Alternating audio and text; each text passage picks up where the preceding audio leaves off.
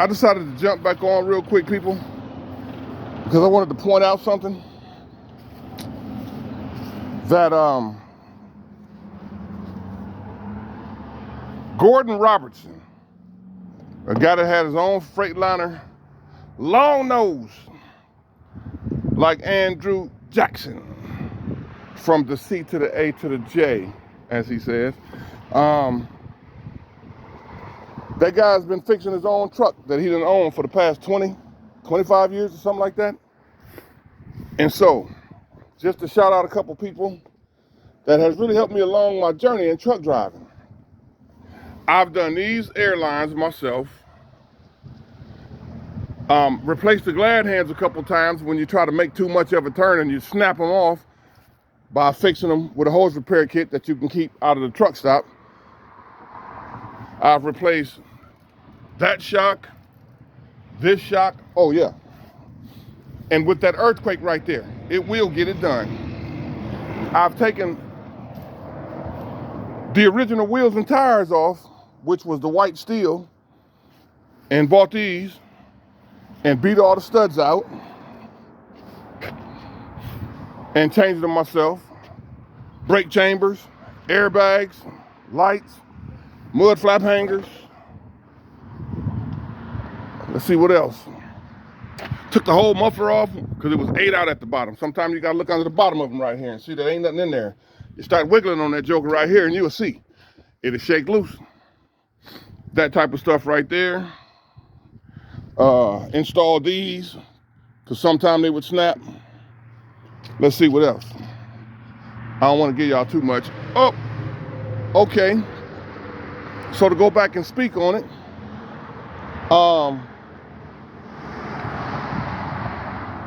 I had to get something that was friendly to be fixed on by yourself. 12.7 Century class. And some of y'all, let me come across here like this. Real slow, real slow. Okay, see that decal? It says trucking. I started about the same time Andrew Jackson started his little trucking endeavors, and I started going to YouTube University. Yeah, sitting up all night, watching stuff, figuring it out. And everybody has their own opinion about whatever goes on with YouTubers and whatnot. I'm doing the 5th or the 6th thing that I've tried so far. I started with flatbed, moved all around. And I watched that young fella. He's a smart guy. Some people might think he talked too much, but that ain't the part you pay attention to. You take humor in that. It's like a teacher making jokes through the class to keep you intrigued. That's all. But if you pay attention to the content for what it's worth, the brother do tell the truth. He's giving you free game. Up under there on that air tank, I've even put a quick release valve so that way I can drain them because my cord broke and I didn't want to go through the headache. So I just reached my ass up under there and turn that valve and shoot it all up out of there. And I noticed oil dripping out of it. So then at that point I knew maybe I need to start doing my compressor. But right now, I took this airbag off, that airbag, took the screwdriver to pop them loose from the hose. But what I was really getting back to was that, you see this one right here didn't open up when I took it off because it don't have air in it. This one right here opened up when I took it off. And this one just wasn't inflating regardless.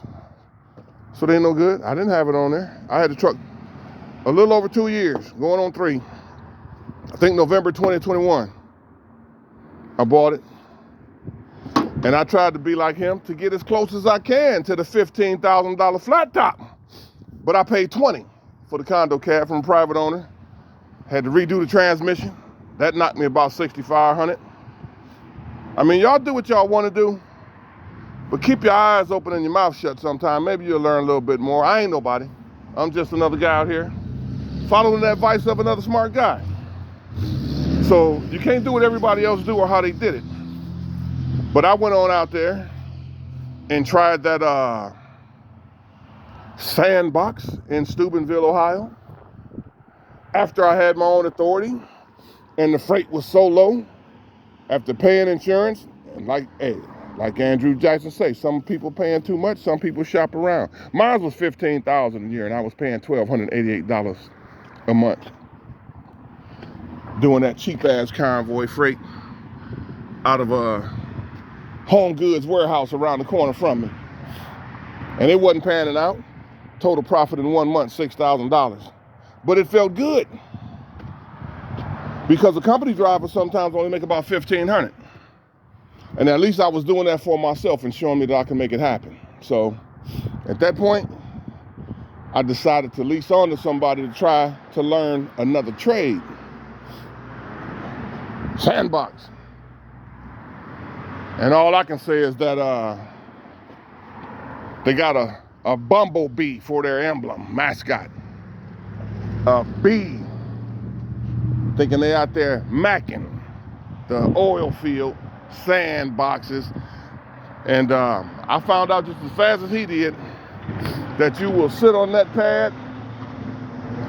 As soon as they come across that computer and on that website and say they need some drivers at the well, you got everybody zooming like they racing in the Indy 500, all around each other, racing up to the top. Get up to the top is like driving on the moon. And then after that, you're waiting in line, you're getting loaded, get out, grab your pole, shut your hatch, then race your way to the staging pad.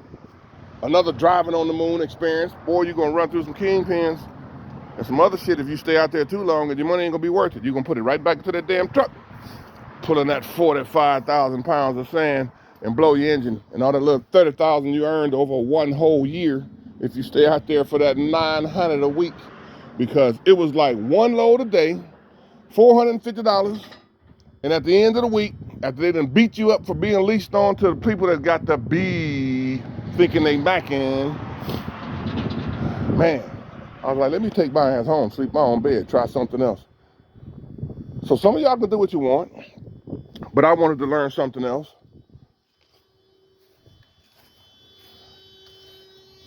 So I leased on to somebody. And did what I had to do. And it was all good. I'm getting some buzzing right here. Let me sign out for a minute.